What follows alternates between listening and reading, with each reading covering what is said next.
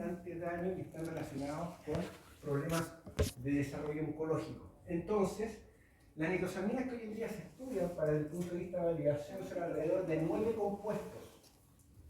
O sea, 9 estándares que yo tendría que comprar después del día de mañana para hacer una validación formal. Y significa 9 linealidades, 9 pruebas de exactitud, 9 pruebas de precisión, precisión intermedia, recursividad, todo multiplicado por 9. ¿Se entiende? Por esa razón depende mucho de la dimensión de una validación de la cantidad de activos que ustedes vayan a desarrollar. Adelante.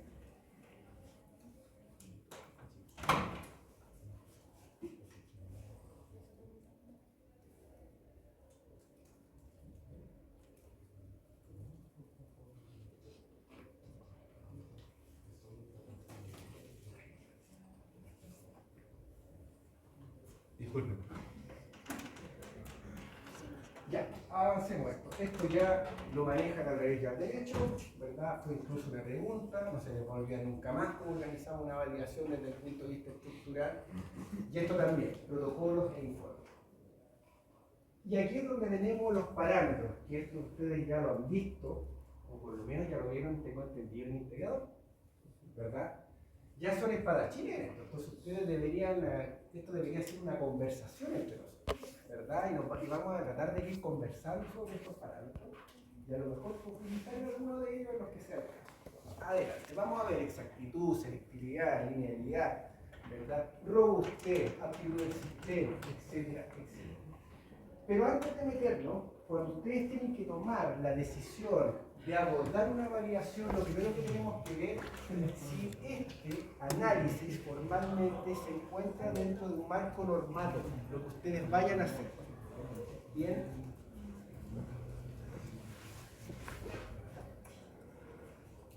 Si este marco está normado, es decir, si este análisis está desarrollado por alguna farmacopea, le vamos a llamar método normalizado, pero si no está desarrollado por alguna farmacopea y es desarrollo propio del laboratorio, le vamos a llamar método normalizado. ¿Ambos son válidos? Sí. ¿Se aceptan? Sí. La única diferencia que usted tiene que hacer para demostrar ante el Instituto de Salud Pública es probar cada uno de los parámetros. ¿Usted puede adoptar metodologías desarrolladas internamente? Sí. No es necesario que usted haga todo al pie de la letra de farmacopea. Les recuerdo que farmacopea, ¿verdad?, es la guía, es un indicador que nos va diciendo el paso a paso, pero las condiciones pueden ser completamente diferentes a las suyas en el laboratorio. Es lo mismo que un paper. Ustedes leen un paper, ven la parte metodológica, hacen el desarrollo metodológico y resulta que no sale. Porque nuestras condiciones son diferentes. Entonces, por esa razón vamos a hablar de que también existe el concepto de verificación de pruebas farmacopeicas, que eso sí lo pide la autoridad sanitaria. Bien, adelante.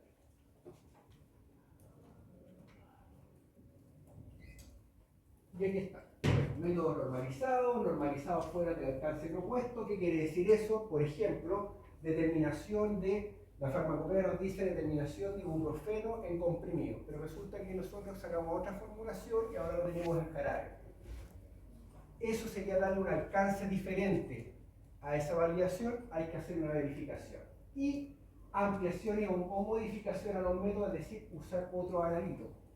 Sartanes, familias, generalmente uno puede decir, pueden tener cierto tipo de tiempo de retención similar, etcétera, por la estructura química, que uno lo puede ver en un HPLC, debería tener un mismo comportamiento, sin cambiar algunas fases móviles, uno tendría que entrar a profundizar en esto. ¿Ya? Podría adoptarse.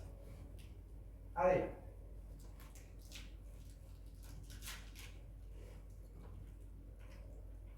Verificación. César, ¿qué entiende por verificar?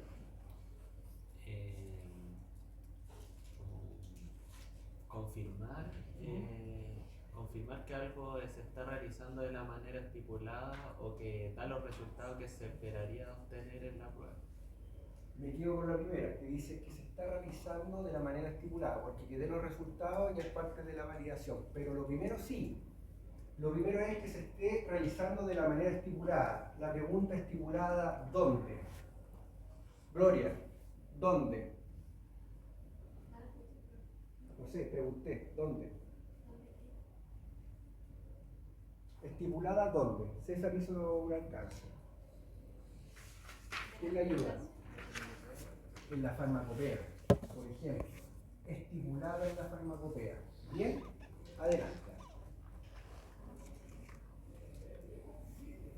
Y cuando ustedes abordan una validación, inevitablemente entenderán o van a asociar al profesor Andrés con flujos, ¿verdad? Y veo un flujo, y yo todo lo veo como flujo. Y cuando ustedes ven un flujo, en realidad lo primero que tienen que ver como concepto, identificar si el método es cuál y cuál, qué es lo que es. Arriba. ¿Qué tipo de método van a usar? Si es normalizado o no es normalizado. Si es normalizado, vamos a ver si es normalizado modificado, no normalizado o es nuevo desarrollado por el laboratorio o es no normalizado tradicional que viene siendo utilizado hace años. Por lo tanto, ¿cómo abordamos esa validación?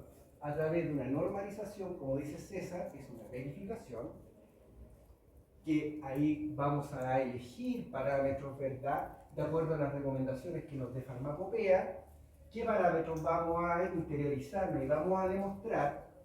Cuando es no normalizado o no normalizado nuevo, hacemos una validación prospectiva, como es el desarrollo de un producto propiamente tal, y si ya viene siendo tratado, ya viene siendo desarrollado, lo que hacemos sería una validación retrospectiva. Y ahí mezclamos los conceptos de validaciones prospectivas, concurrentes y retrospectivas. Profe, para valores que se usan como seguimiento en el laboratorio, por Ya. ejemplo,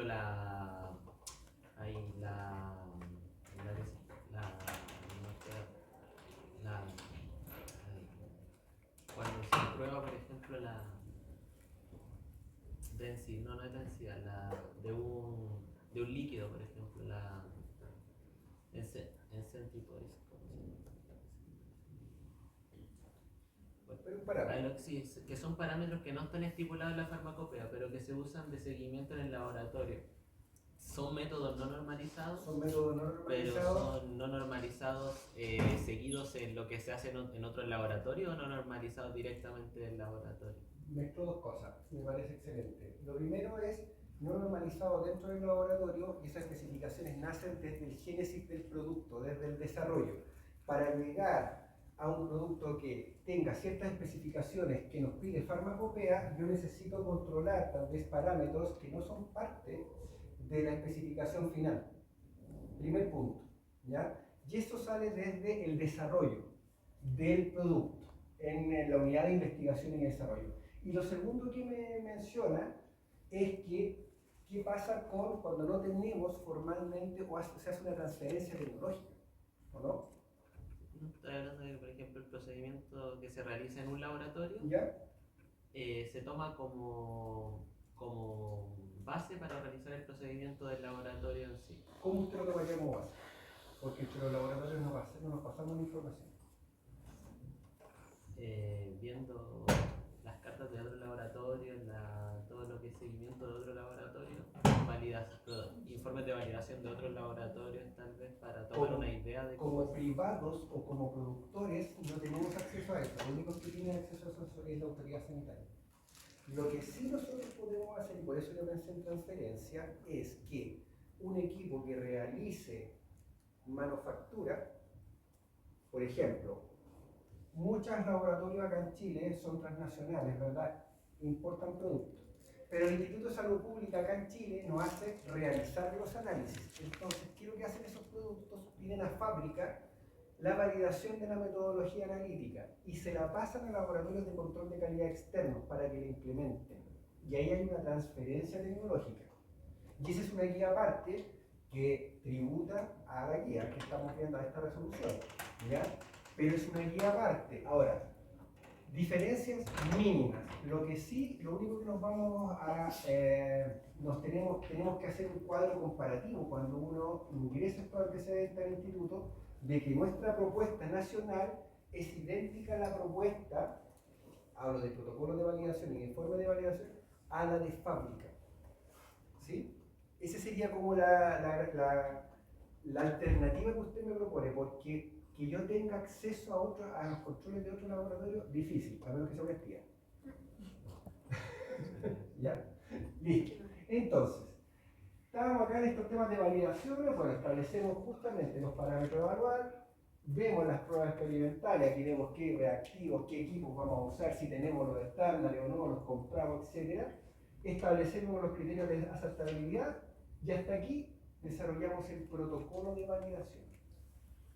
Desarrollamos las pruebas y en esta zona de evaluar resultados emitimos el informe y revisión del informe. Y ese sería nuestro entregable, es decir, establecemos qué es lo que vamos a hacer, desarrollamos el protocolo de validación en esta zona, hacemos la parte experimental y entregamos el informe de resultados. Ese sería como el flujo. Bien, adelante.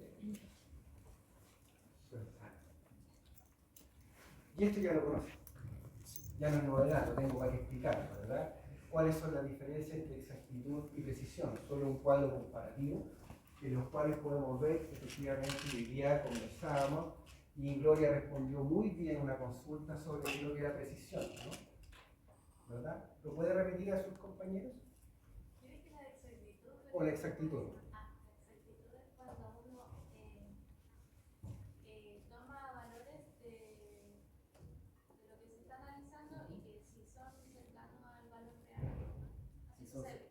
Si son cercanos al valor real o no. Entonces ahí vemos, por ejemplo, ese tiro al blanco, en donde vemos la exactitud, ¿verdad?, de estos puntitos que están justamente centrados, y lo otro, que en realidad ya no se cumple en la dos de arriba exactitud, sin embargo, acá abajo sí se cumple exactitud, más la precisión va disminuyendo.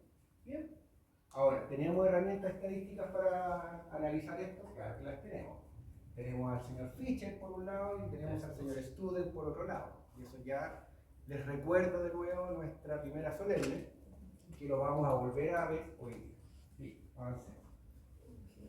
Dígame. ¿Esa es la selectividad? ¿No parecida a la Selectividad. Sí, es muy parecida porque habíamos hablado de verificación. Verificar, ¿ya? Es uno de los parámetros que usted mide para la selectividad, dependiendo de la categoría, que son 4 categorías que las vamos a ver al final. ¿Sí? Pero es un parámetro, no lo confunda con, cuando hacemos una verificación, es un desarrollo de metodología, de algunos parámetros. Selectividad es un parámetro. Son cosas diferentes. ¿Sí? Ya. Entonces, exactitud no lo vamos a definir, ahí está, adelante. Ahí está, ¿verdad? Que de que se trata es efectivamente un valor más cercano y todos conocemos ese concepto y lo manejamos como definición, adelante. Lo que los quiero yo llevar acá es a ver, bueno, cómo vemos esto y cómo lo aterrizamos. Vamos a verlo también en impureza, adelante. Otra más, por favor. Perdón, una anterior. Ahí. Una anterior, por favor. Acá. Determinación de impurezas. Fíjense que esto es importante porque generalmente la exactitud para un API es fácil de hacer porque tenemos el estándar. Sin embargo, muchas veces no tenemos el estándar de impureza. Y esas impurezas se plasman o se registran desde el desarrollo de la metodología analítica, sometiendo el producto a cierto tipo de pruebas que son pruebas de estabilidad, de estrés. Bien, y ahí identifico impurezas. Bien, si tengo la impureza identificada, ideal. Si no, tengo que desarrollarla, ¿verdad? Como dice acá, que no sea posible obtener muestras, cuando no es posible conocer muestras de impureza o productos de degradación, los resultados deben compararse con los obtenidos en un procedimiento independiente. El procedimiento independiente que yo estoy indicando ahora es degrademos esta muestra, alterémosla, veamos qué pasa con calor, veamos qué pasa con exposición a la luz, veamos qué pasa con oxidación, etc. ¿Bien? Porque no muchas veces en el desarrollo vamos a tener acceso a todas las impurezas. Y las nitrosaminas, cuando empezó a levantarse este problema, no se contaban con estándares de nitrosaminas de farmacopea. Después empezaron a vender. Pero al principio empezaron a aparecer estos compuestos nitrogenados que nadie sabía lo que eran. ¿Ya? Y se empezaron a caracterizar por HPLC masa-masa. Masa tuvimos ayer, ¿verdad? Clase de masa. HPLC masa-masa. Y con eso se empezaron a identificar, ¿verdad?, a través de las fragmentaciones de cationes de estos compuestos, y se empezó a armar esta molécula. Y se vio que había 9 nitrosaminas diferentes.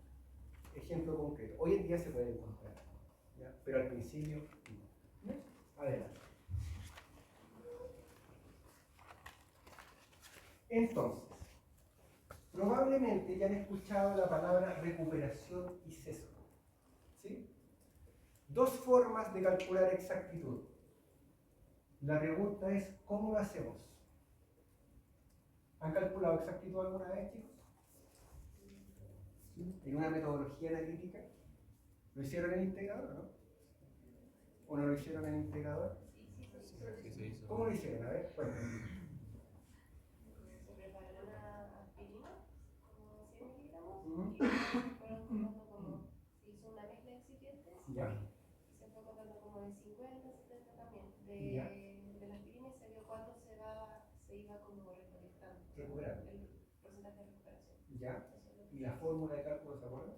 Estoy bien mucho. Yo no, recuerdo ahí que tenía que ver con el coeficiente de variación de la... Eso es preciso. esa precisión. Pasemos a la siguiente.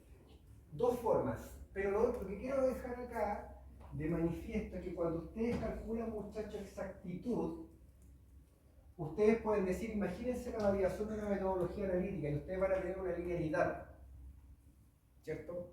Obvio, porque hoy tienen que tener una linealidad. Cuando les digo exactitud, ¿dónde calculan la exactitud de esa línea? Como al medio. ¿Y qué más hoy día lo dije? Vamos, Gloria. Y compañía, hermano, hoy día lo dije. ¿En lo extremo? Chiquillo, usted atrás. Teníamos la linealidad. Y el profesor Alejandro dijo, no vamos a hacer el 100.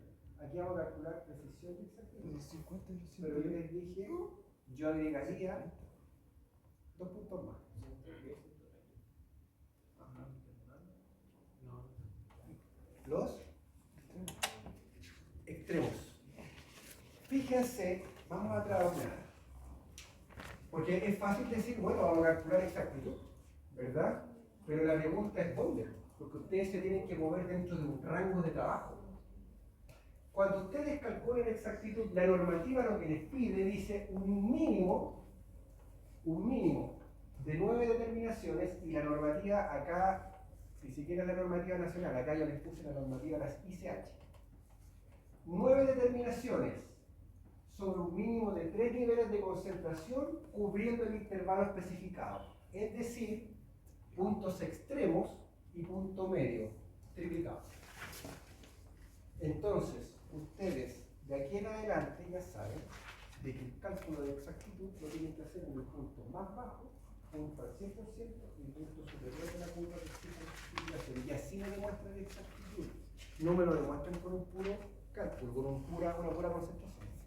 Profe, eso Dígame. también te da como seguridad también al método, que los asesores exactos van a ver como límites. Límites. Exacto. De hecho, imagínense solamente nosotros demostráramos al 100% lo que queremos decir, lo que dice el cumplimiento. ¿Qué pasa si nos movemos un poco? ¿Cómo sabemos que esa metodología efectivamente es robusta para entregar ese resultado? Por eso en estos 5 puntos que generalmente uno determina, el punto 1, el punto 3 y el punto 5 son los cuales yo trabajo exactitud y precisión. Y asumo que el punto 2 y el punto 4 está dentro de él, como lo que es el bracketing, ¿verdad? Para hacer estudios de estabilidad. ¿Sí? ¿Se entendió? Porque esa es la pregunta. Todos sabemos lo que es exactitud, pero cómo lo llevamos y lo aterrizamos esta cuestión finalmente en el papel, en la matemática, de esa forma. Adelante.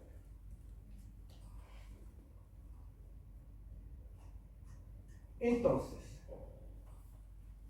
ustedes mañana, bueno, ahí está la guía nuevamente 201, que es de las del Instituto de Salud Pública, pero ustedes, los que hoy día ya lo hicieron, y yo les comentaba a sus compañeros que nosotros acá en el laboratorio hacemos la validación que es la más regalona. ¿En qué sentido?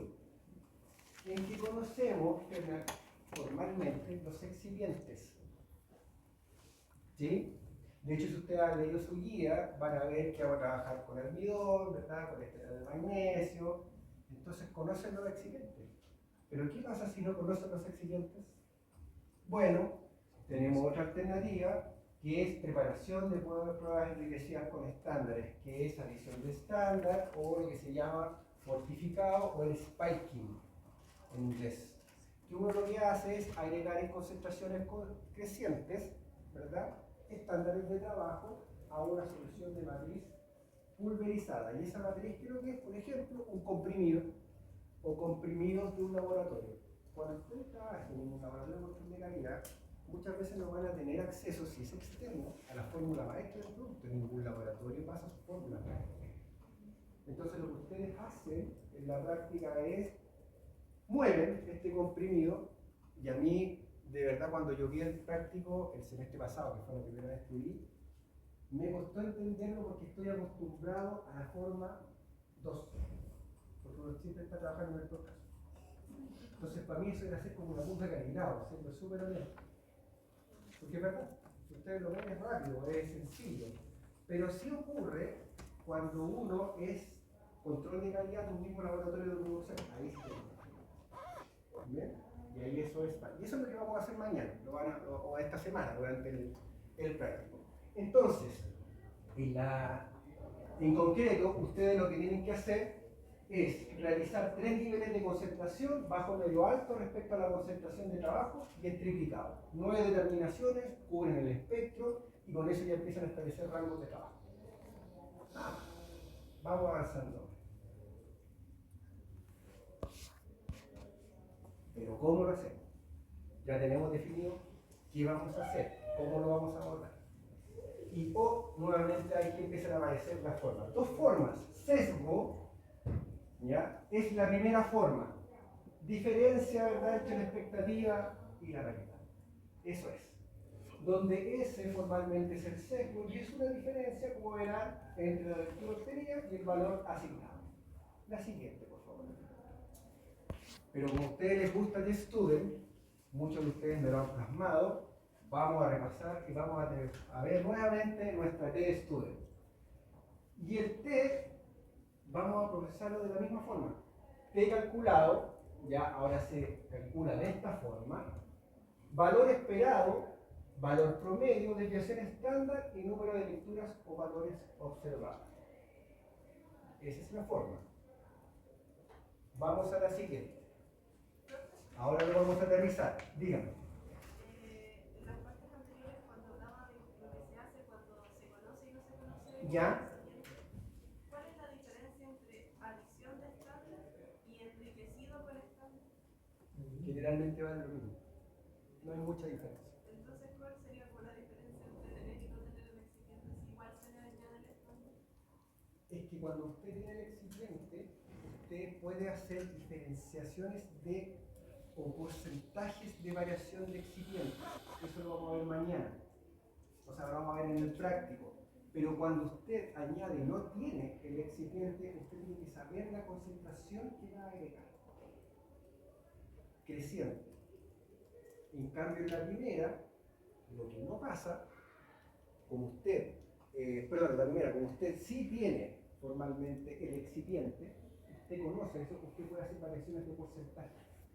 Variaciones de porcentaje aterrizado al cálculo de miligramos del activo. Lo vamos a ver en el laboratorio. Ahí va a quedar más claro. A lo mejor a los chiquillos que ya hicieron el práctico hoy día, ellos llevan todo al cálculo de porcentaje.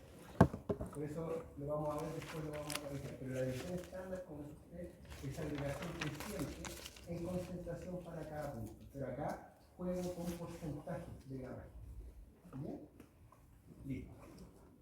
La fórmula, esa fórmula que les acabo de mostrar, la vamos a aterrizar ahora. Lo que les presento ahora es una tabla en donde vamos a tener estas lecturas. Por ejemplo, estas son 10 lecturas de que se fuera triplicado. 10. Y el resultado que nos da, lo pueden ver en la segunda columna. Bien, resultado de miligramos por litro. Se hace una diferencia del valor con el certificado. ¿Sí? ¿Lo van viendo? En la tercera columna. Y en la cuarta columna, ustedes entregan un resultado que se denomina sesgo. Adelante.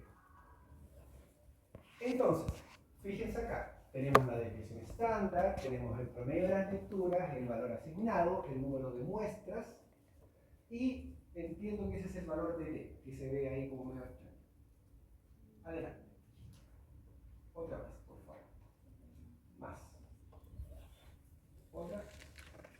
Entonces, lo primero que ustedes hacen es calcular el valor de t. Con la fórmula que les di anteriormente. Calculan el valor de t, obviamente, acá no estamos condicionando la hipótesis, ¿se entiende? ¿Por qué no está condicionada la hipótesis? No estoy diciendo que es más exacto o menos exacto, sino que estoy diciendo si es exacto o no. ¿Sí? No la estoy condicionando. Entonces, por esas razones de dos colas. Y ustedes pueden irse a una tabla a buscar efectivamente, y estas tablas ya las tenemos, ustedes ya las tienen, una tabla al 95% de dos colas y ver cuál es su valor crítico. Cuando hacen esta comparación, lo mismo que hacíamos antes era t de tabla, en este caso, es mayor que el t calculado. Y adivinen qué, no hay diferencias significativas entre lo propuesto. De esta manera, se puede observar que para la medición de esto x, nitrito, da lo mismo, lo que sea, el sesgo obtenido para el método utilizado es aceptable. Y de esa manera usted calcula sesgo. Es una forma de calcular exactitud. ¿Dudas? ¿Se entendió? Reemplazo de fórmula.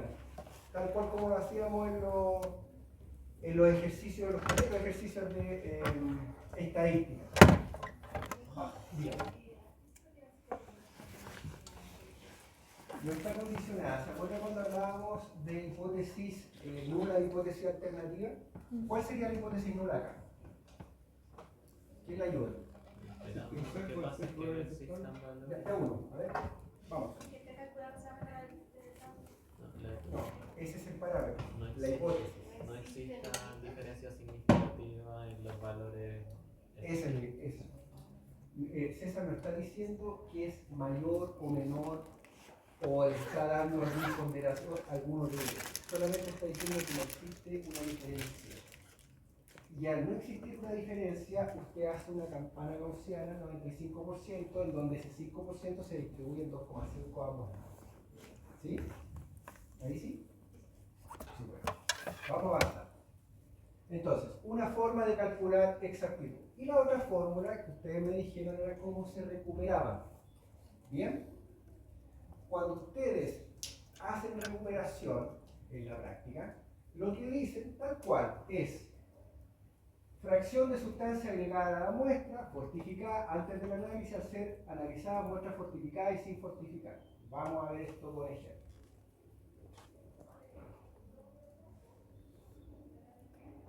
Fórmula de recuperación. Lo primero, la más probable que ustedes conozcan es esta que está acá abajo, que es R por un 100%. Pero ¿cómo calculamos ese R? Y ese R se calcula de esta forma, en donde CE es la concentración del analito de la muestra enriquecida, C0 es la concentración del analito medida en la muestra sin adicionar, o sea, en la molienda solamente de los activos, ¿bien? Y CA es la concentración de analito adicionado a la muestra enriquecida, lo que ustedes prepararon como concentración antes de adicionar. ¿Bien? Vamos avanzando. Y con eso calculamos el porcentaje de recuperación. Desde este punto de vista, el T calculado de esta forma se calcula así.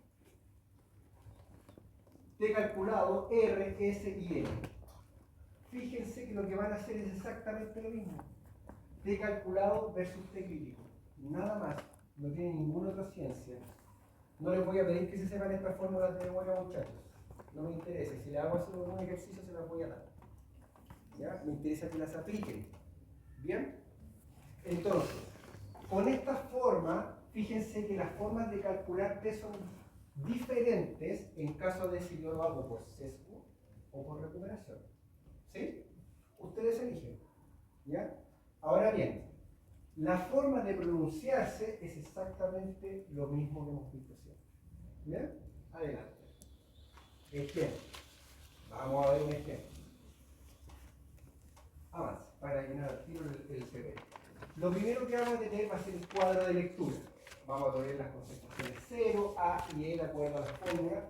la recuperación y el porcentaje de recuperación calculado. Fíjense que siempre estas lecturas, en este caso son 6, estamos pensando que son 6 lecturas realizadas para un mismo punto. Si les teníamos un punto de 5 concentraciones, estas 6 puntos son de la primera, o de la del medio, o de la última. Bien, no me mezclen concentraciones. Ojo, eso es lo que les quiero decir. ¿Se entendió? ¿Chicos? ¿Sí? Ya. En vez de hacer las triplicados, haga ejercicios sextuplicados. ¿Bien? Entonces, en la práctica es reemplazar T, calcular T de tabla a 2 colas y específicamente contrastarla formalmente con la tabla. Y de nuevo, en este caso no existen diferencias significativas. Esa es la forma de calcularlo con test de hipótesis en parámetro de exactitud. ¿Lo habían visto así? ¿No? No. Bueno, así es la forma en que yo presentaba al Instituto de Salud Pública, avalado por la misma norma técnica 201, las validaciones. ¿Ya? Y uno las hace en estos tres puntos: menos, menor, medio y máximo, para cada uno de los valores que queríamos reportar. Y por eso les decía, imagínense esta tabla de datos cuando tenemos más de un analito en cuestión. 9, hablábamos de la nitrosamina, 9 de nitrosamina. Imagínense que estos cálculos hay que hacerlos para 9 compuestos y esos 9 por 3. Solamente por 3 de cada punto de cada curva, que va a demostrar exactitud. Y esos datos te los tiene que presentar. ¿Bien? Imagínense con un análisis en inyectables de metales pesados o impurezas elementales. ¿Saben cuántos metales más o menos fiscalizan? O sea, alrededor de 20, 23, 25. Ese informe me tocó hacerlo. Tenía como 350 páginas. De verdad, chicos. No, y más encima en Excel. Validar el Excel también, para esta cuestión, Alcoa, con Excel. De verdad es mucho trabajo, hay mucha gente metida en estos temas. Pero para que se den cuenta de lo que es una validación, por lo tanto entenderán, y refuerzo lo que dijo el profesor hoy día en el laboratorio, entenderán que en una mañana no vamos a hacer una validación, ¿sí? Pero sí les dando una pincelada, ¿bien? De lo que se trata este tema. ¿Se entendió hasta acá cómo calculamos exactitud, chicos? ¿Sí? Súper. Vamos avanzando.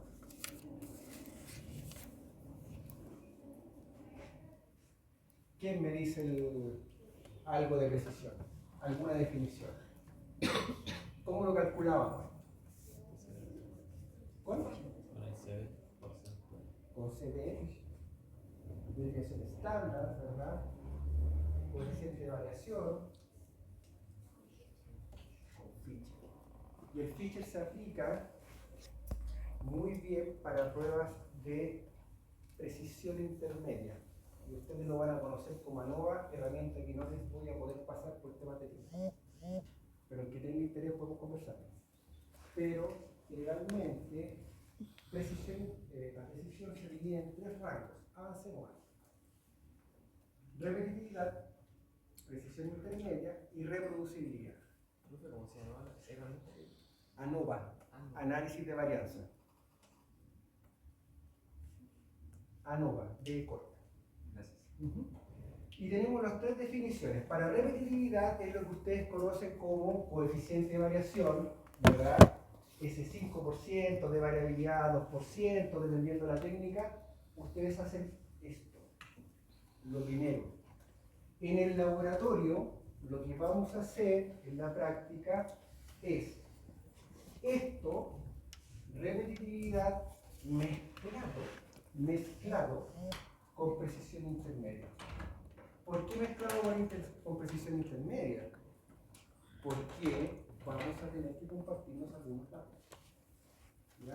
Ahí vamos a cambiar el analista. ¿Ya? Y el analista son los grupos. ¿Sí? Entonces, pero jamás vamos a llegar a reproducibilidad. Tendrían que ser 2 laboratorios independientes. Incluso si fueran las secciones de martes, miércoles, jueves y viernes, llegaríamos igual a precisión intermedia, porque las mediciones las vamos a seguir haciendo los mismos equipos. ¿Sí? Adelante.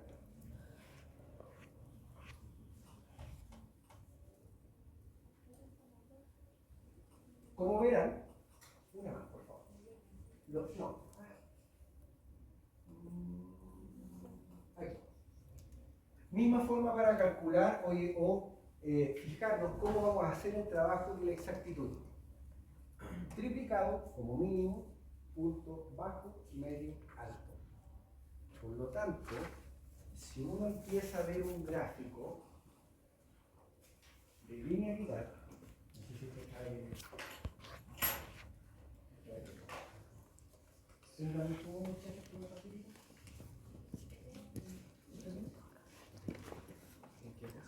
Plumón. Bueno, da lo mismo, ¿sí? Lo que les quiero mostrar, chicos, es que cuando ustedes tienen la línea recta, dale.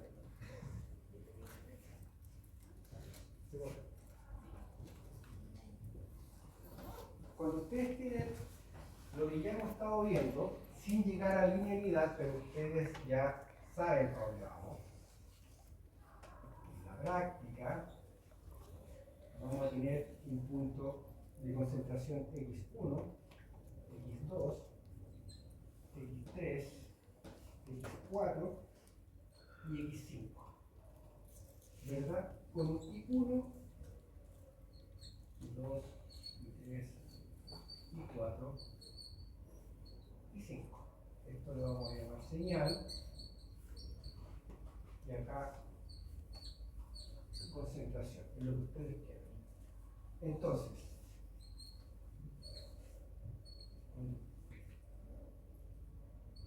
cuando ustedes hacen una validación, ya podrán entender que la norma me dice 9 determinaciones, no me dice a qué nivel, pero nosotros estamos definiendo este punto, ese punto y ese punto, para parámetros de exactitud y para parámetros de precisión. Con esto en mente, y si esto entenderán, y aquí me voy a adelantar en algo, si cumplimos un R cuadrado, un coeficiente de correlación de Pearson que sea mayor o igual a ¿cuánto? 0,99, en realidad 0,95 y de esa arriba. Va a depender de, ¿cierto? Esto que está acá va a conformar el parámetro que se llama intervalo o rango de trabajo. Fíjense que yo tengo extremos inferiores y extremos superiores, que esto puede seguir cumpliendo la ley de Lambert, pero yo definí esos 5 puntos. Por lo tanto, la validación que nosotros vamos a hacer, la vamos a hacer dentro de estos parámetros. Y aquí en este punto vamos a cumplir con exactitud y con precisión. Lo mismo que acá, con 2 herramientas y con precisión. Exactitud, sesgo y recuperación. 2 formas. Precisión intermedia, repetitividad, se ve con coeficiente de variación, y precisión intermedia con una herramienta que no vamos a ver que se llama ANOVA. Ahí tienen un resumen. Pero entonces, a los 9 puntos se refería a los 3 puntos por duplicado. Eso era. Justamente, este es el orden mental que ustedes tienen que tener siempre para abordar la variación. Eso por 3, eso por 3 y eso por 6.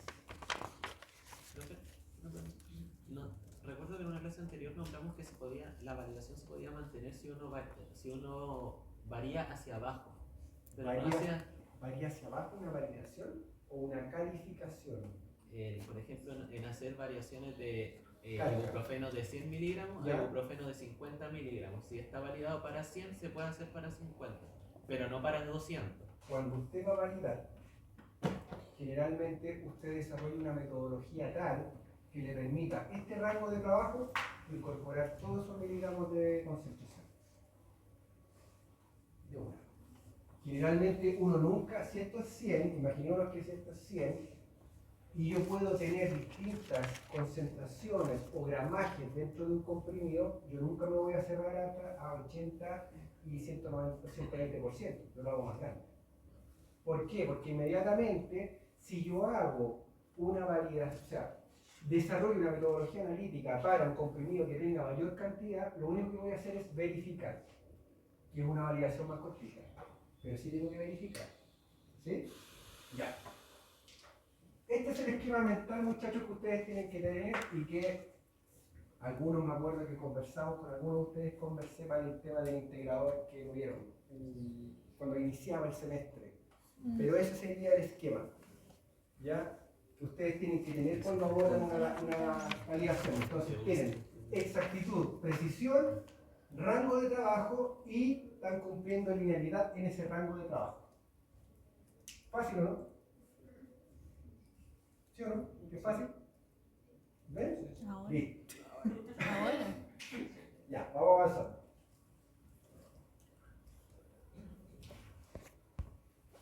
Bueno, como evaluamos, ahí ven, no me dijeron fichas por ahí, ¿verdad? Coeficiente de variación, y en este ejemplo de acá de precisión intermedia, que ahí inevitablemente para comparar no podemos comparar dos coeficientes de variación de diferentes jornadas, uno lo hace con análisis de varianza. Es una herramienta bastante interesante, que los que quieran ahí introducirse en ese tema, lo podemos ver o lo podemos analizar. Pero se hace, no lo pueden hacer con coeficiente de variación, ¿ya? Solamente. A ver.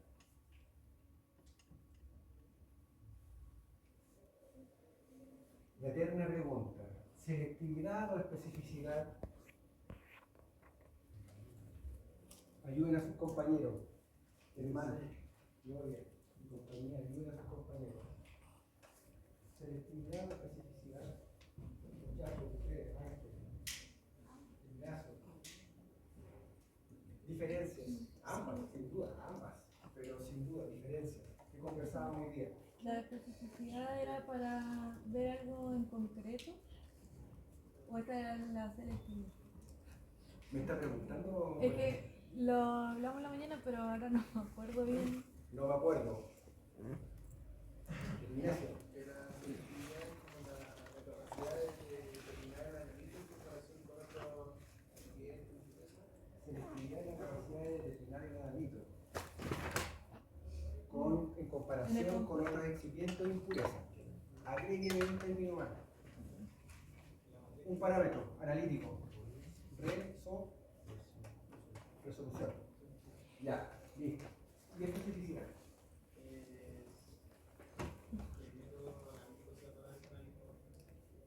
Sea para ese analito, independiente de que haya otra muestra. Ejemplo concreto, muchachos. Vamos a determinar aluminio 3+. Aluminio 3+. Vamos a implementar una metodología y ustedes tienen que hacer un acto de fe conmigo que la vamos a hacer. ¿Ya? Vamos a implementar esta metodología que es para determinar aluminio 3+. Pero resulta ya que existen otros categorías equivalentes como el 3+. ¿O no? Si esa técnica solamente determina o es capaz de discriminar al aluminio, ¿sería específica? Sí. Sí. Sí, es específica para el aluminio. Es capaz de sacarse, ¿verdad?, otros cationes trivalentes y esa reacción va a ser netamente una complejación con ese catión. Aluminio 3+. ¿Ya? Pero, como decía Ignacio, la selectividad tiene que ver con un concepto de resolución versus otros interferentes. ¿Se entiende? Bien, súper. Vamos avanzando.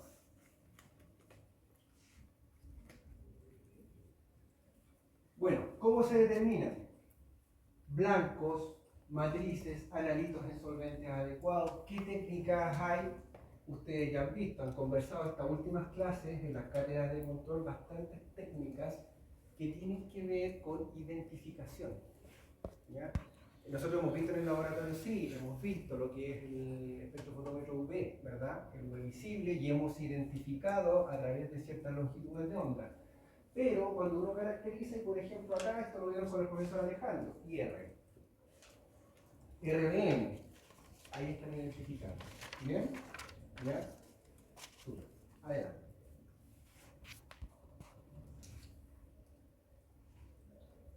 Entonces, ¿cómo lo vamos a evaluar? Fíjense lo que le dice las ICH. Cuando se utilizan procedimientos cromatográficos, deberán presentarse cromatogramas representativos y los picos deberán identificarse adecuadamente. Ustedes entenderán que cuando se hace un HPLC, el HPLC va a detectar lo que usted quiere que detecte, porque el HPLC es un equipo tómico. Aunque valga acá. pero usted le puede asignar esa señal lo que usted quiera, le puede poner el nombre que usted quiera. ¿Cómo la identificaría? ¿Con qué contrasta esa señal? Con un contraste. Y ahí va a ser un nombre. ¿Verdad? Ese es. Nada más que eso. Y con eso uno ve específicamente selectividad y especificidad, pero lo que le voy a agregar es que uno tiene que identificar esos picos para cada compuesto de la formulación presente en el preparado que usted vaya a analizar. Si usted es capaz de identificar cada uno de ellos, o bien someter a degradación, impurezas, etc., por eso les digo todo, impurezas, excipientes, todo, usted va a hablar de que el equipo también es selectivo, esa metodología, no el equipo, la metodología es selectiva. ¿Bien? Adelante.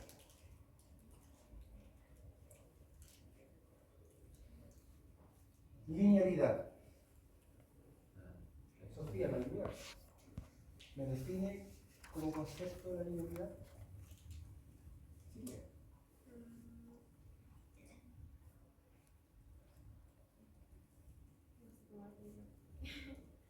¿Qué la ayuda?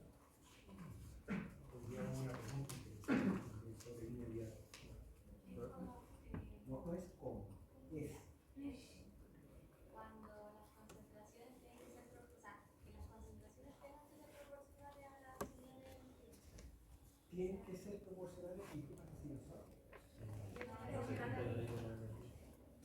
Es la zona de la curva, o sea, de la curva en la que la ecuación de la recta cumple la ley de Lambert-Witt. De Lambert-Witt. Existe una relación de respuesta entre concentración y señal que es proporcional. ¿Bien? Listo. Una vez que tenemos definido esto, y ya lo sabemos, ¿verdad? Desde nuestros inicios acá estudiando en la universidad, la definición la pueden ver ustedes, vamos a ir a ver cómo calculamos.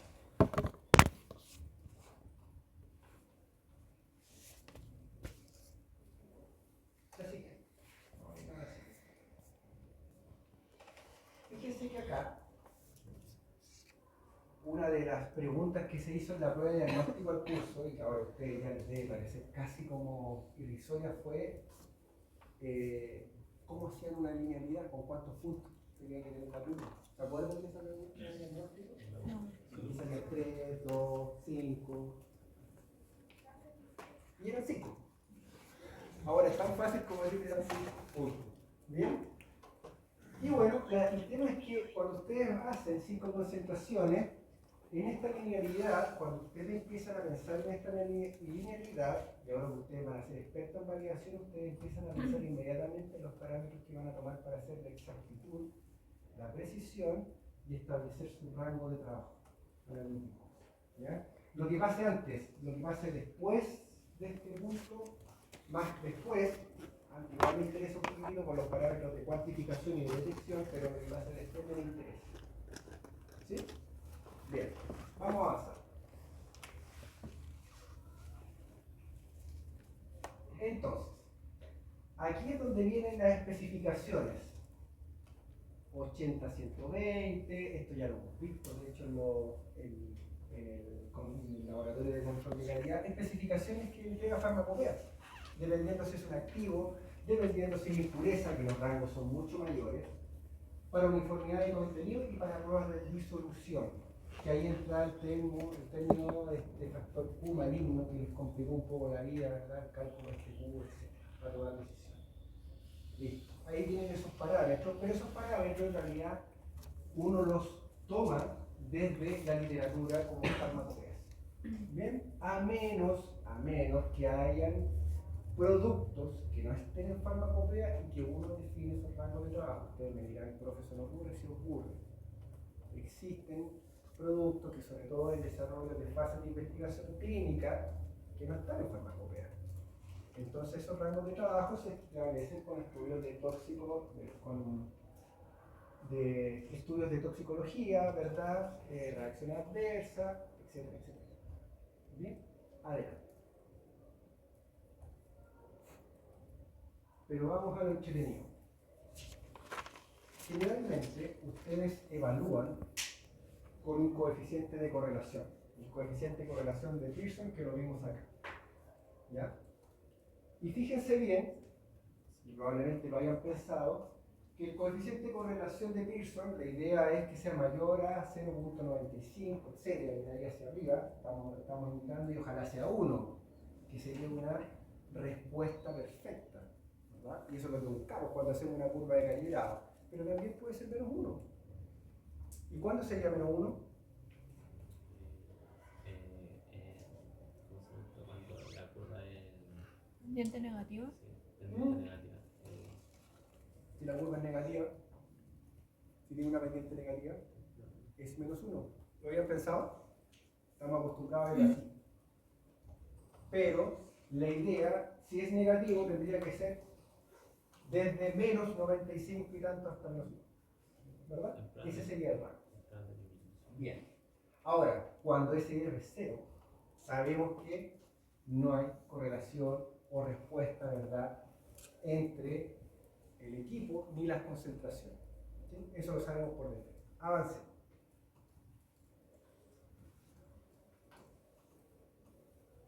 Test student, de nuevo, linealidad.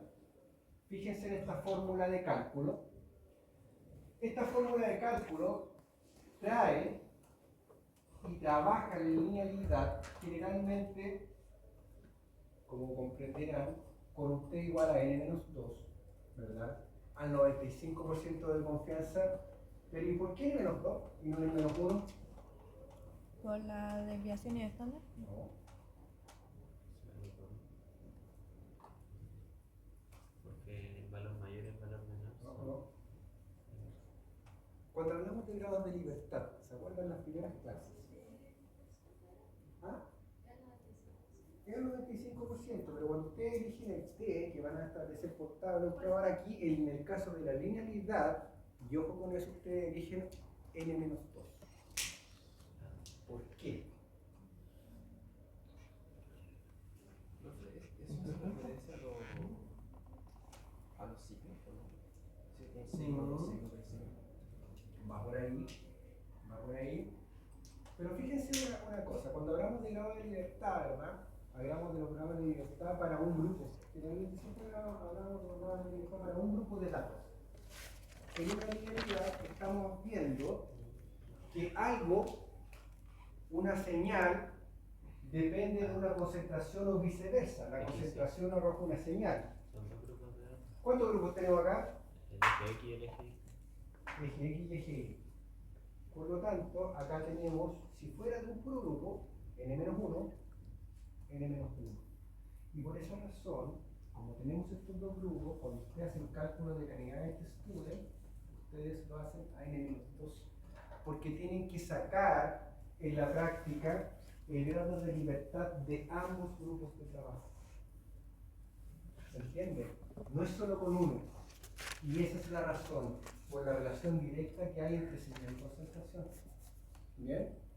Por esa razón, cuando ustedes contrastan el T calculado a través de la linealidad, ustedes lo van a comparar no buscando ese T de tabla, no con n-1, sino que con n-2. ¿Por qué? Porque ustedes tienen un grado de libertad menos acá y un grado de libertad menos en esta zona.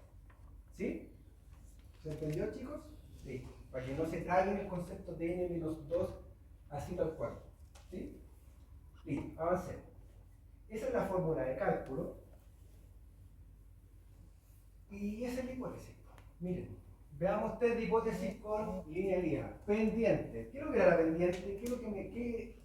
¿Qué me da la pendiente de una linealidad?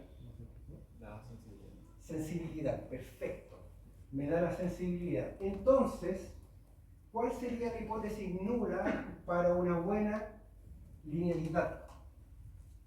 Esa pendiente debería ser 0, pero la hipótesis nula, si yo la planteo, Sí. n a a. La pendiente que es n debería ser igual a 0. Por lo tanto, ustedes entenderán que lo que yo necesito hacer en este caso es rechazar esa hipótesis. Y yo voy a trabajar para rechazar esa hipótesis nula, porque n es igual a 0. Y yo no puedo aceptar en mi metodología que estoy trabajando que mi pendiente sea igual a 0. Porque si no, no voy a tener correlación nula. ¿Sí? Entonces, fíjense lo que dice ahí al inicio. Dice que hipótesis nula es que h nu es igual a 0, es decir, n es igual a 0. Y la alternativa es que es distinto de 0. O sea, lo que yo necesito es rechazar la hipótesis nula y aprobar la hipótesis alternativa. Por ende, entenderán que el valor de t que yo calcule debe ser menor a 0.05%. Y entenderán que el t estadístico, t mayor o igual a t de tabla, implica que se rechaza h nu. Lo que yo busco efectivamente es esto. Pero ¿qué pasa para el intercepto, muchachos? ¿El intercepto debe pasar por 0? Sí. Sí. Ojalá que pasara por 0, ¿cierto? Y ahí tendríamos, ¿verdad?, nuestra pendiente, nuestra linealidad perfecta. Pero casi nunca pasa por 0. En general, nunca pasa por 0. Pero al 95% de confianza nosotros deberíamos demostrar, pongan atención aquí, que esta linealidad, al 95% de confianza, se debería estar moviendo, si este es 0, entre un rango tal que incorpore el valor 0. Es decir, manteniendo la misma sensibilidad, yo podría bajar esta pendiente, bajarla más aún, llegar hasta un extremo, o al 95% de confianza va a ser un corte formal en 0. ¿Se entiende lo que estoy hablando acá? Con el n. Si ves un corte en 0, quiere decir que la hipótesis nula, sigo manteniendo el mismo patrón de comparación, es igual a 0 y la alternativa es diferente de 0. Por lo tanto, acá, ¿qué yo busco? ¿Aprobar o rechazar la hipótesis nula? Aprobarlo. Aprobarla. Para la pendiente busco Rechazarlo. rechazarla. Muy bien. Veamos lo que nos dice, ustedes me vieron a lo mejor jugando con unos datos en el laboratorio con un Excel, y les dije, se los voy a explicar. Pero necesitaba que entendieran primero este concepto. Bien, adelante. Y esto lo podríamos ver, al que quiera interiorizarse con esto, cómo Excel le entrega esta herramienta. ¿Ya? Esta herramienta es un análisis de regresión, análisis de datos, ¿ya?, en los cuales ustedes van a tener datos para el intercepto, el n, y para la pendiente. Excel, no se trata que está haciendo una clase de Excel, chicos, pero ayuda bastante. ¿Ya? Va a checar los valores de error típico para cada uno de ellos, estadístico t, inmediatamente se lo entrega, es decir, no tienen que usar la fórmula para cada dato procesado, la fórmula inicial que yo les di, y el valor de probabilidad, el p-value, y fíjense, datos inferiores y superiores. En este caso, la hipótesis nula para la pendiente, ¿el p-value es menor a 0,5? Pregunto. Para la pendiente, 4,6 a la menos 6, ¿es menor a 0,05? 4,6 a la menos 6, Sí. chiquillos. Es como 0,6. 0,0004. Sí. Ya, ¿es menor? Sí. Gracias. Bien.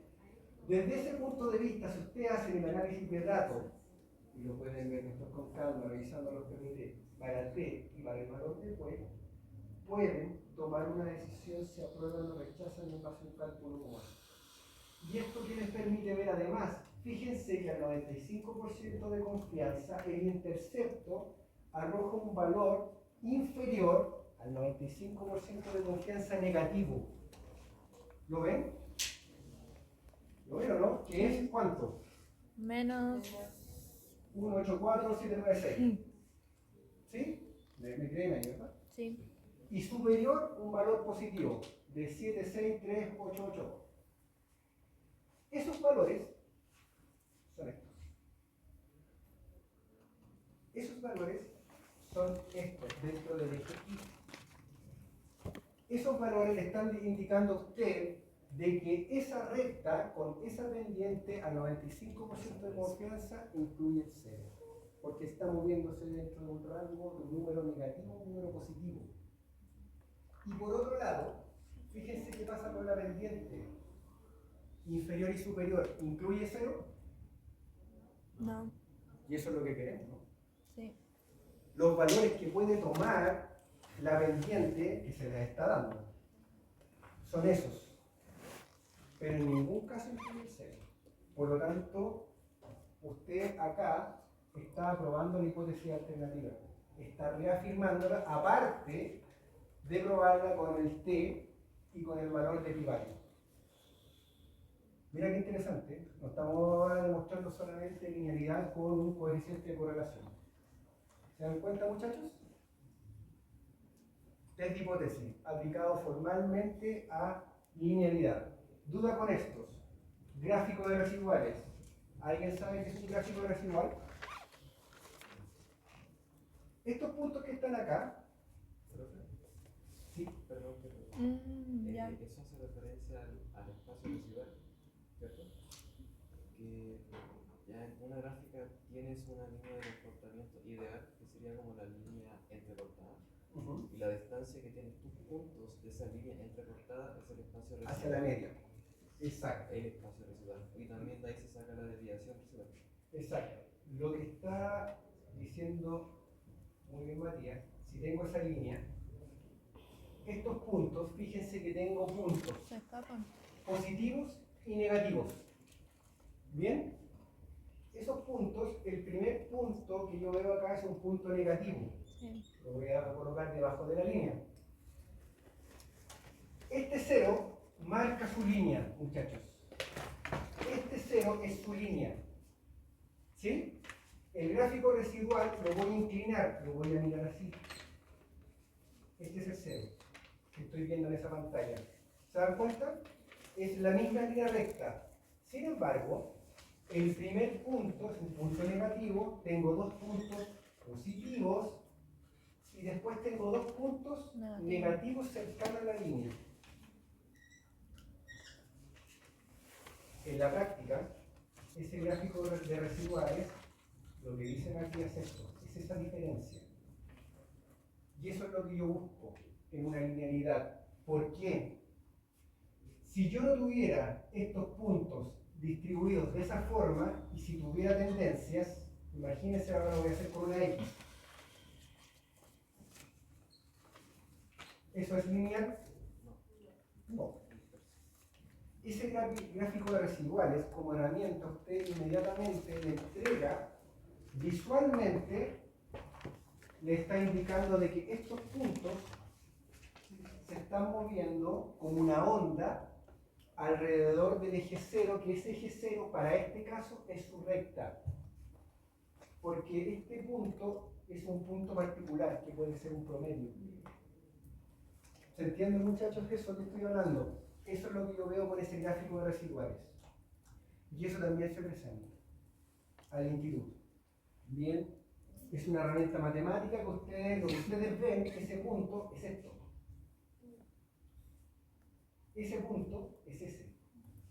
Ese punto que está acá es este.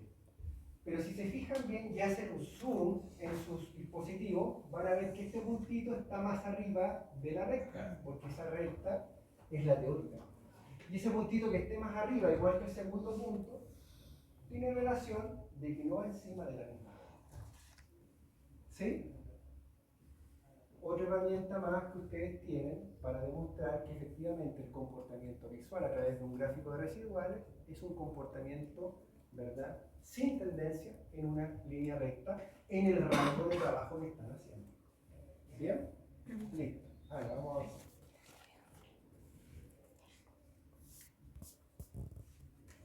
Límite de detección. ¿Qué es lo que es el límite de detección?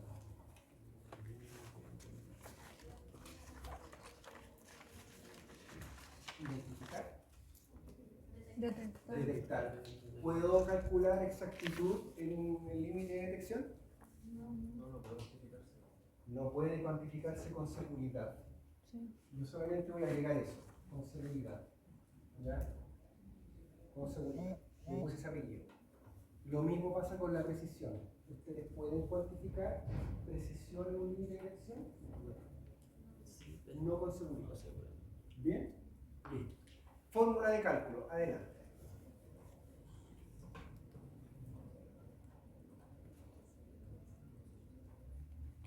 ya conocen, señal ruido, una, y lo otro, 3 puntos del principio activo en concentraciones cercanas al límite de detección del equipo. No dice mucho la norma ahí, pues, en la práctica cómo lo hacemos. Como dirían por ahí, cuál es la papita de esto, cómo sacamos, ¿verdad?, ese límite de detección. Porque la norma nos dice realizar una curva de 3 puntos al principio, del principio activo en concentraciones cercanas al límite de detección. Pero si no lo conozco, ¿cómo lo voy a saber? Vamos a hacer.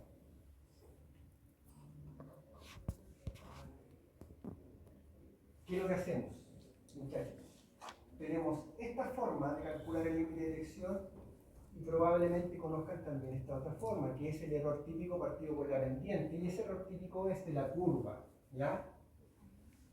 En el caso anterior, el error típico lo tenía en la tabla.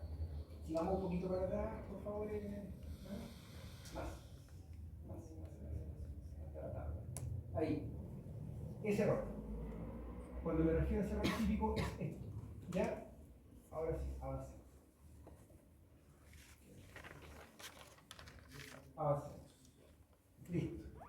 Sería el error típico formal del intercepto partido por la pendiente, o bien 3 veces dice la desviación estándar de un blanco o de una muestra fortificada a baja concentración.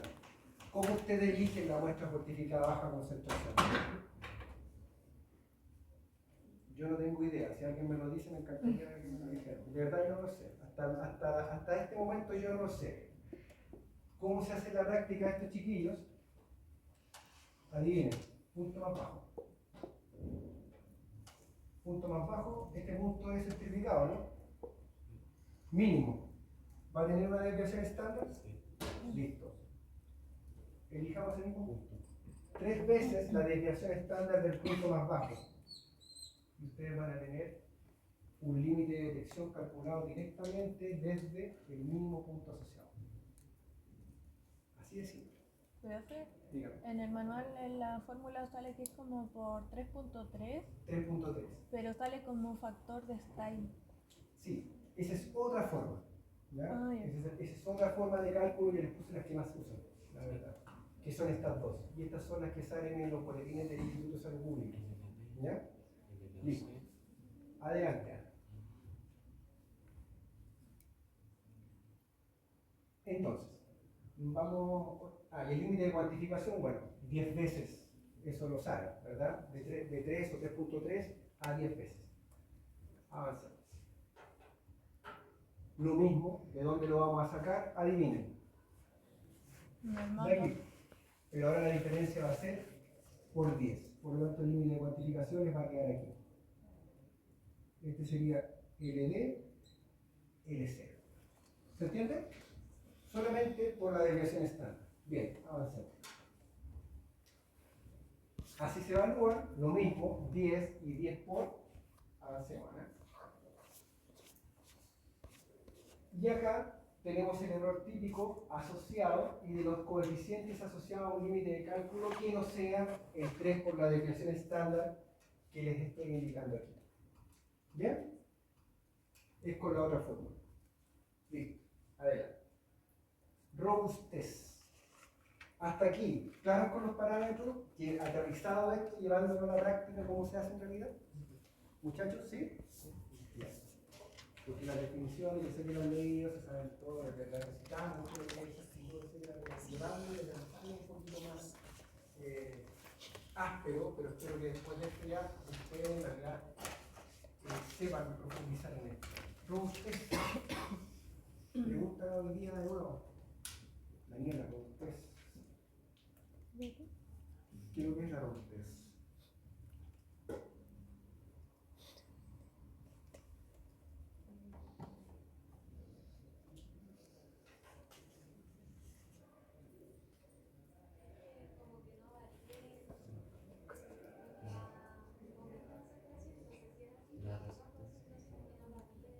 Todo lo que hemos hecho antes, mire, palabras coloquiales, todo lo que calculamos ya, ojalá no varíe variando esas cosas.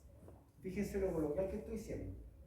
Todo lo que ya calculamos, donde ahí matamos, ¿verdad?, neuronas, etc.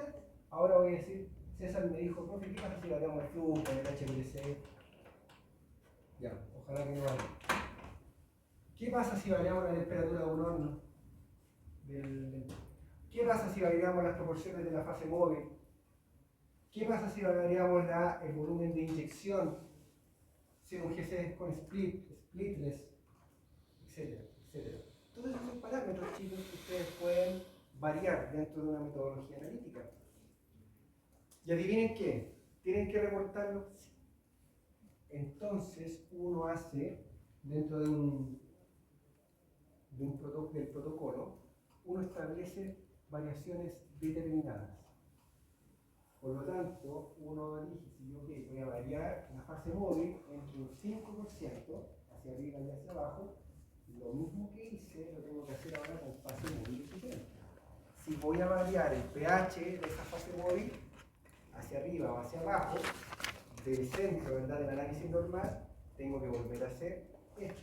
¿Por qué esto es importante? Porque si ustedes no declaran la robustez, muchachos, en la variación analítica que hagan, ustedes no se pueden salir de esos parámetros. Y entenderán la desventaja que ustedes siempre hacen el análisis con esta variación analítica. Eso es muy importante. Siempre.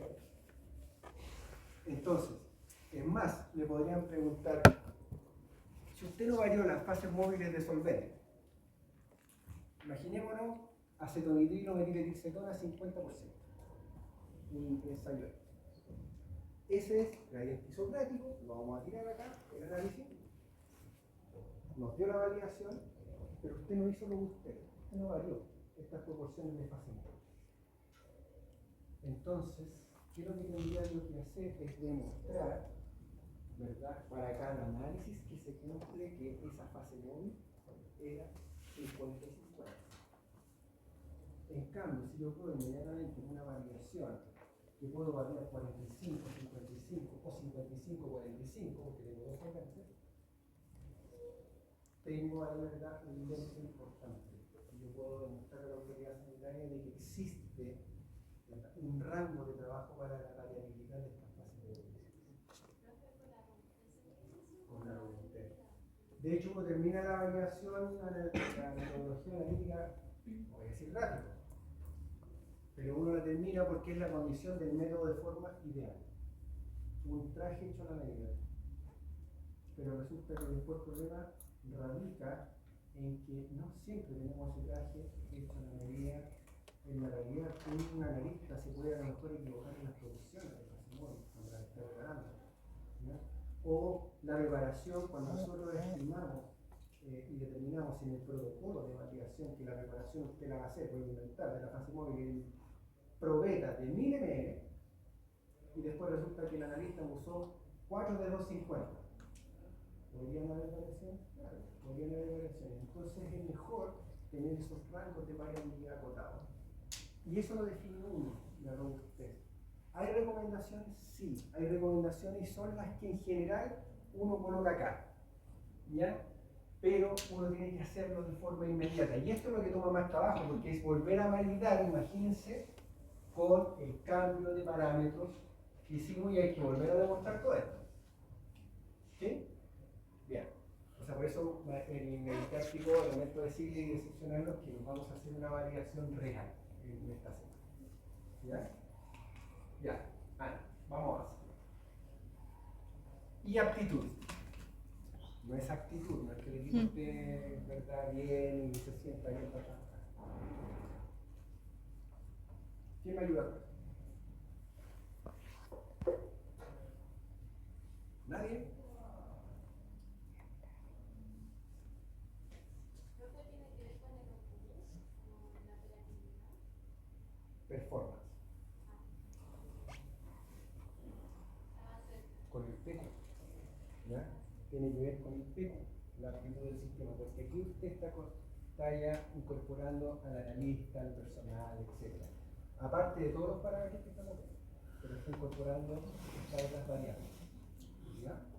Bien, adelante. Les han preguntado, han hablado muchas veces de lo que es la incerteza. ¿Sí o no?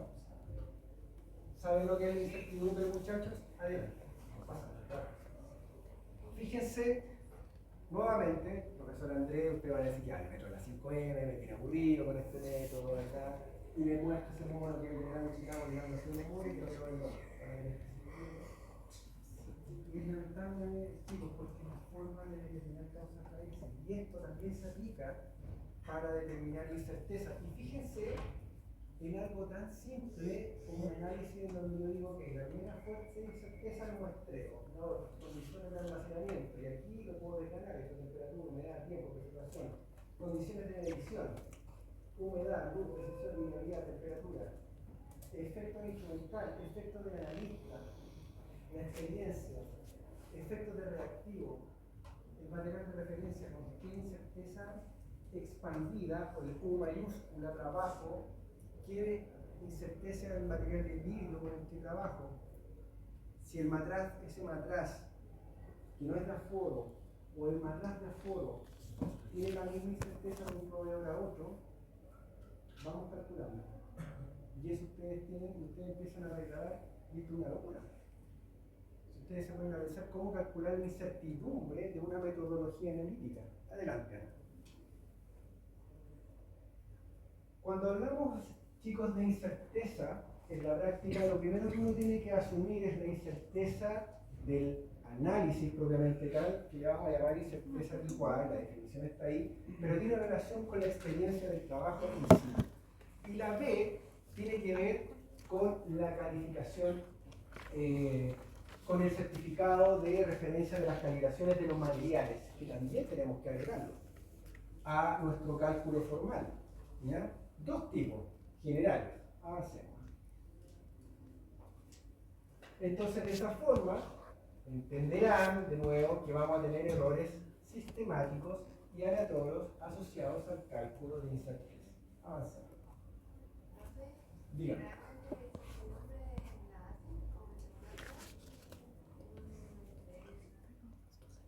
Hay ensayos en que se requiere. No es todo. Norma, por ejemplo, 17025, ¿se acuerdan de esa norma? Que es análoga a la 139 en la industria farmacéutica y que trabaja para laboratorios de calibración. Yo les dije una norma muy parecida a la 139, que era la de control de calidad de industria. Sin embargo, esa norma puede ser aplicable a cualquier tipo de laboratorio. Ellos sí o sí trabajan con incerteza. Nosotros ocupamos nuestro 95% de confianza hasta ahora, ¿ya? Pero sí o sí ellos trabajan con declaración de incerteza, y sobre todo los laboratorios que trabajan certificando materiales, que después uno utiliza como estándares primarios, secundarios. ¿Bien? Listo. Entonces, lo que ustedes ven ahí en la práctica es un desglose de cómo uno va trabajando a grandes rasgos. Se determinan las fuentes, que era la de Chicago, como mostramos anteriormente. Se expresan los componentes de forma de incertidumbre estándar. Generalmente, cuando ustedes toman un certificado o ven la incerteza C más menos que viene de un material de vidrio, eso se denomina incerteza expandida, que es diferente a la incerteza combinada. La incerteza expandida es un valor amplificado por 2. ¿Y por qué por 2?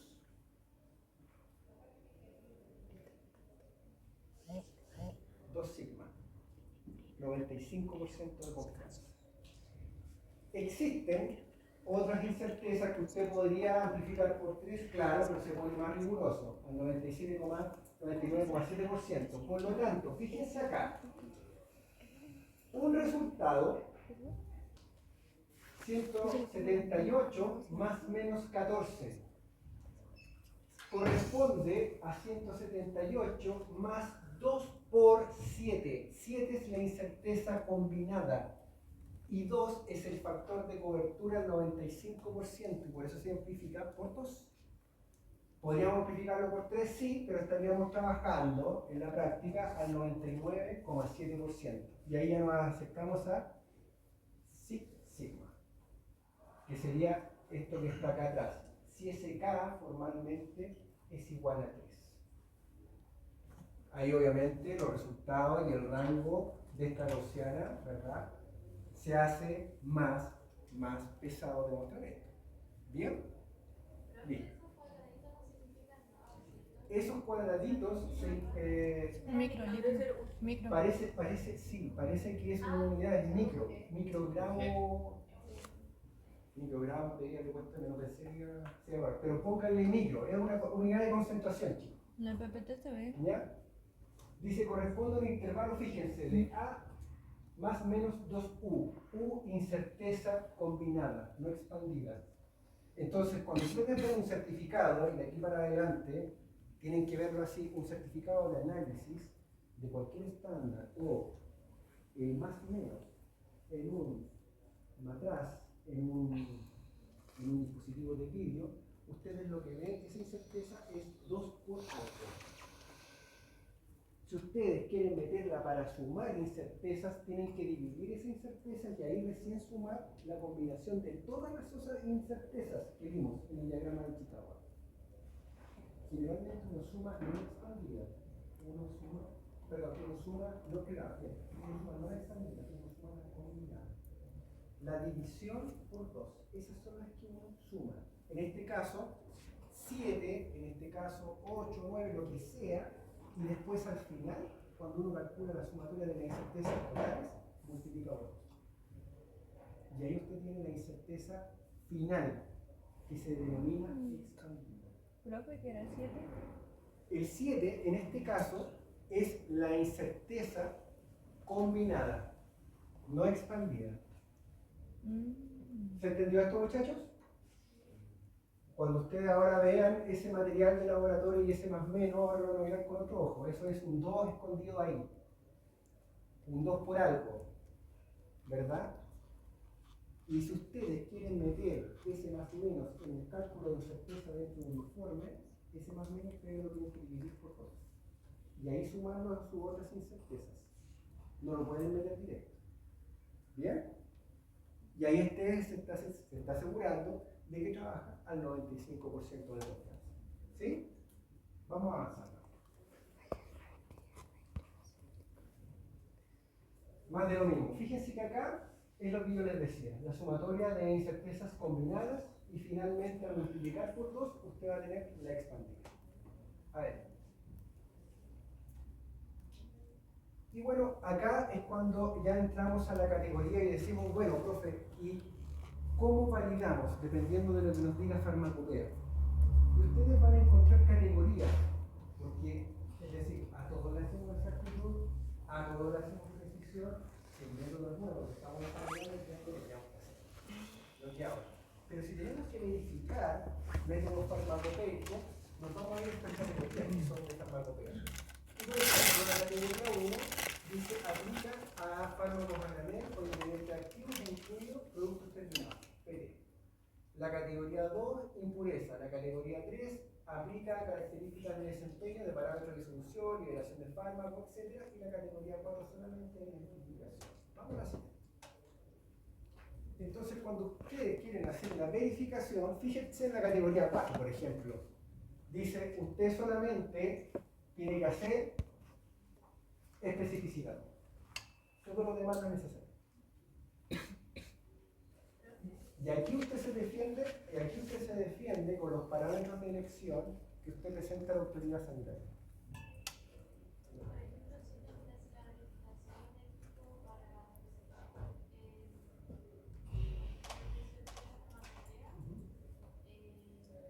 Categoría 1. Categoría 1. Vámonos atrás, por favor. Categoría 1. Procedimiento analítico para la cuantificación de componentes principales de fármacos a granel o ingredientes activos en el PT. A granel o en el producto terminado. Entonces, ¿qué es lo que le dice? Avancemos, por favor. Categoría 1. Sí o sí tiene que hacer exactitud, precisión, especificidad, linealidad e intervalo para verificar. Sí o sí. No. Porque usted esto ya debería recordarlo. O lo va a aplicar. Pero sí o sí tiene que hacer para presentar en caso de verificar. Entonces no es que uno se sepa esto de memoria. Estas tablas uno va a ver que la consulta. Bien. Y ahí uno dice, ok, Generalmente en estos análisis de contrato que hay entre los laboratorios de producción o de control de calidad externo, uno puede decir, ok, ¿te hago el límite de detección o cuantificación? ¿Sí o no? ¿Me sale más, me sale menos? No, te lo hago con la misma plata, ya, hazlo. Sí, me sale más, no lo hago. Creo que el día farmacopea es eso. Profe, ¿cuál es la diferencia entre el no y la rayita? El no y la rayita puede ser necesario. En realidad es una... Es un punto. Es una, Un asterisco. es una estrellita. ¿Ya? Es una estrellita que se llama, pero dice, podría ser necesario. Se lo deja ahí como a criterio de. Y ese criterio pasa por un análisis de riesgo. ¿Bien? Acuérdense que todo es riesgo. Ya chiquillos, avancemos. Los ciclos de vida, generalmente, gráficos control, ustedes, por eso les decía yo inicialmente que todo esto siempre se está monitoreando por gráficos control, en los cuales los parámetros de validación van a ser sus límites de alerta, ¿verdad? Y de intervención, ¿ya? Y con eso, ustedes pueden ir haciendo seguimiento y pueden ver, efectivamente, si es necesario o no revalidar un análisis. Adelante. Lo mismo, revalidación. Adelante. Y transferencia, algo muy particular que justamente lo tocamos antes con César acá que me hizo una consulta, que se refiere a que un método, un laboratorio que hace manufactura tiene un producto y lo externaliza, o bien una importadora directamente tiene que pasar por un laboratorio externo acá en Chile antes de comercializar. Y lo que hacen es pasarle a este laboratorio de control de calidad externo la metodología, cómo lo van a hacer, cómo se hace en fábrica, ¿ya? Y eso es por un contrato, obviamente, acuerdo de confidencialidad, etcétera, etcétera. Y ese es el análisis que uno adopta, ¿ya? Y uno lo hace al pie de la letra, como dice el cliente. ¿Ven? Y esa es responsabilidad, obviamente, del laboratorio que entrega el servicio. Listo, vamos a avanzar.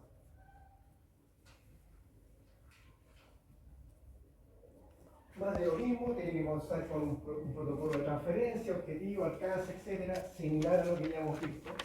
No hay mucha diferencia, lo único que uno hace o que compara en estos protocolos es protocolo de fábrica, me dice una columna CWAX C18 y yo tendría que demostrar que efectivamente estoy trabajando con la misma CWAX C18, si en el caso que fuera un análisis cromatográfico. Bien, ya hago una comparación lineal de todo lo que estoy usando, reactivos, estándares, todos, ¿sí? Avancemos. Y esto ya lo acabamos de ver, verificación, lo que se hace es que se necesita validar o que no, y va a depender en la práctica de las características del desempeño de la metodología analítica, no es más que eso. Adelante. Profe, igual se va haciendo como la evaluación de riesgo de qué va Sí, válido claro. o qué no. Sobre todo incluso una verificación, pero incluso una transferencia, sí.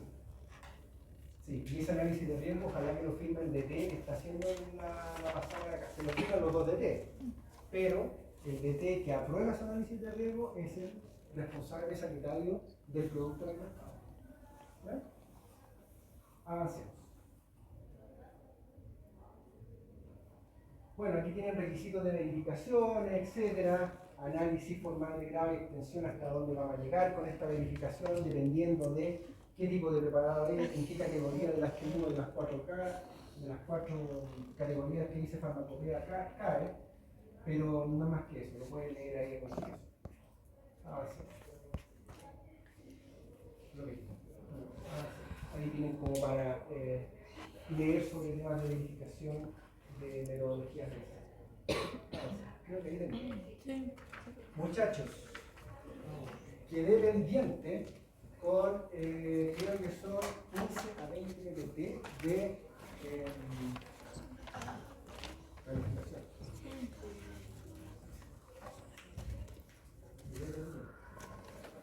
Lo podríamos agendar, porque eso va a ir a la prueba, para el próximo lunes, porque el profesor Alejandro terminó, que es algo muy breve, son 20 pt, pero eso va a ir a la prueba. ¿Y lo hacemos ahora? ¿Ah? ¿Y lo hacemos ahora? No se puede, porque hay clase. Ah.